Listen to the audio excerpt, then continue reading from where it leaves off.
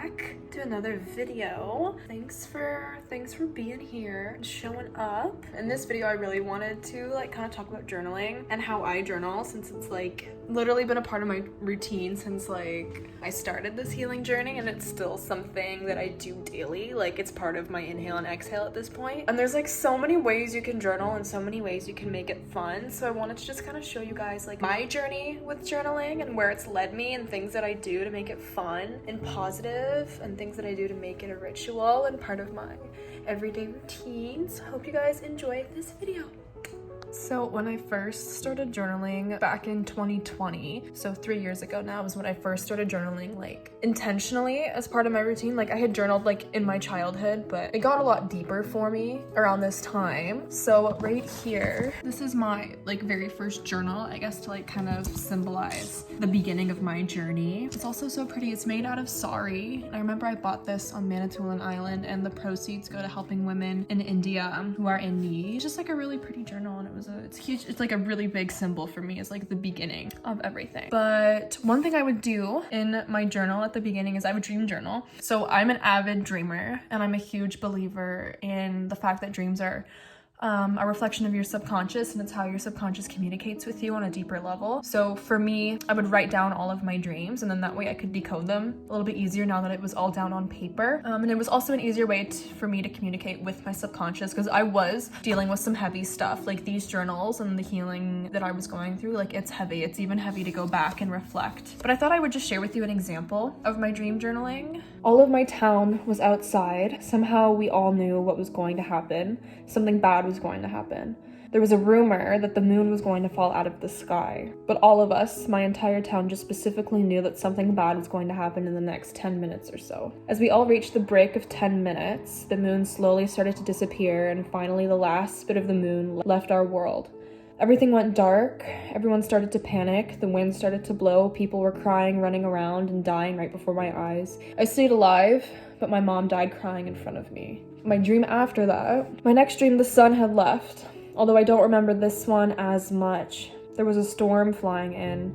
The wind had picked up again. I noticed that half the sun was gone, and when only the last little bit of sun was left, it disappeared forever. Lots of wind and total darkness.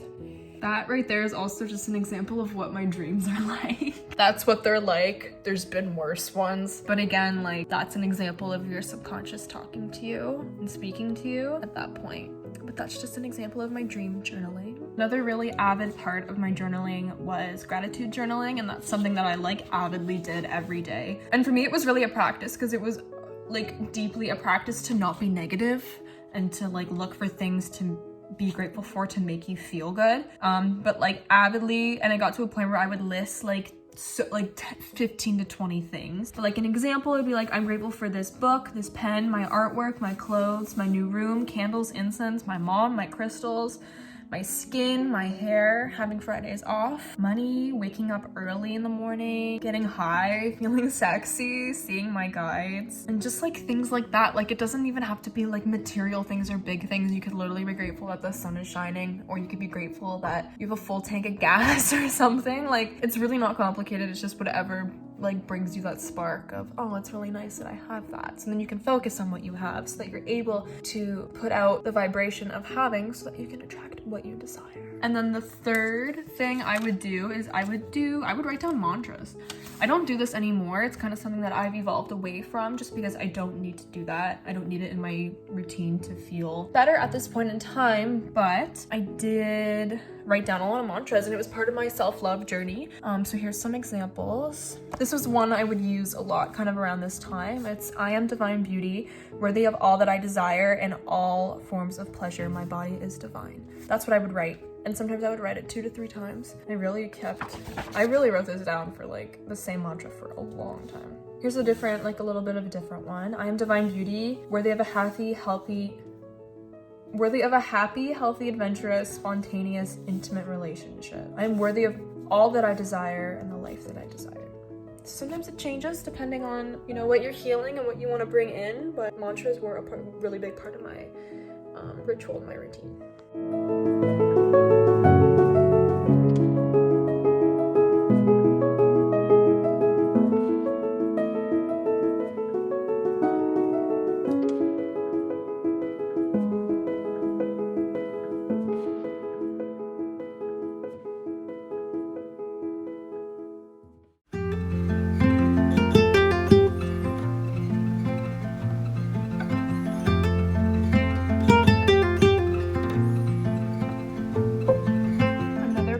of my journaling routine as I kind of evolved. This journal here, it's kind of like from 2021. But as I evolved, I started to get more and more into manifestation journaling, which is basically journaling as if your manifestation has already occurred and kind of getting into the feeling of it so that you're able to get into the vibration for it to come to you, for you to attract that same vibration.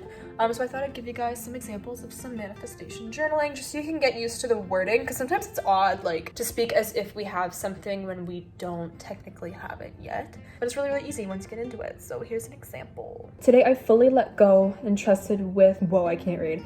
Today I fully let go and trusted, and with that brought eternal joy and happiness. I felt as if I was floating on ecstasy and love. I enjoyed every second of my day, fully knowing and accepting that I can trust in myself and in the universe.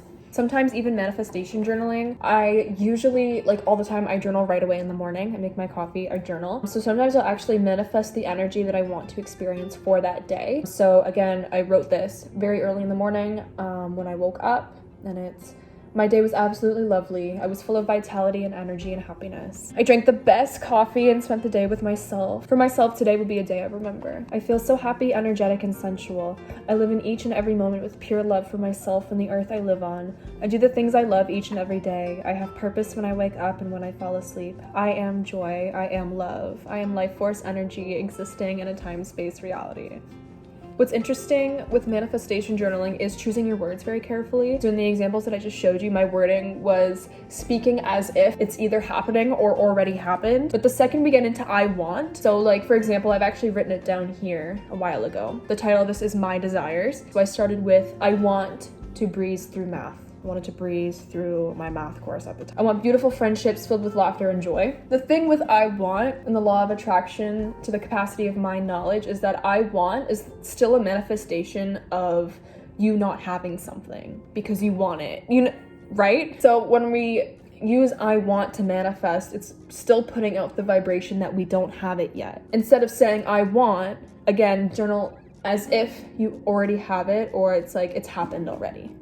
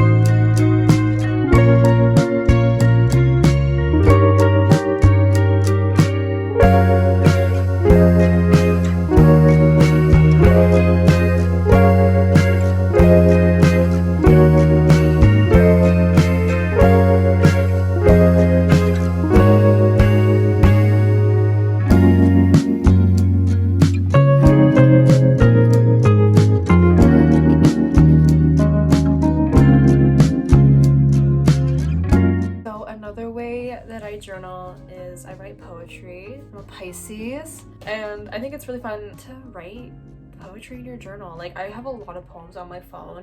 Like my notes app is my go-to for writing poetry. There's like 300. Oh, you heard of Pisces, that's what happens.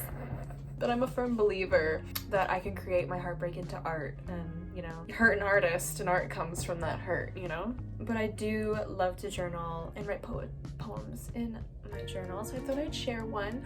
This one's from 2019, so about 4 years ago. This is a nice one, and it symbolizes something very important for me. I'll never forget that evening when you held me and studied the clouds. Every shade of yellow, pink, orange lit up your eyes and kissed your skin. We both said nothing but found a way to speak through silence. It filled every void and seeped through every insecurity. That moment I'll never forget, because for once I was happy. That has some intense meaning. That was about a relationship I was in at that point in my life. And that was kind of like this moment we shared with each other. It was like the one moment throughout the entire relationship that I was actually genuinely happy. And it speaks volumes for the relationship, because that moment we sat together in complete silence and like held each other. It was nice, but beautiful poem though. It's one of my favorites. And like poems like kind of naturally come to me, like inspiration just kind of happens, especially through my pain though, which is why I'm grateful for my pain, because I get to make art. I get to make more art with it.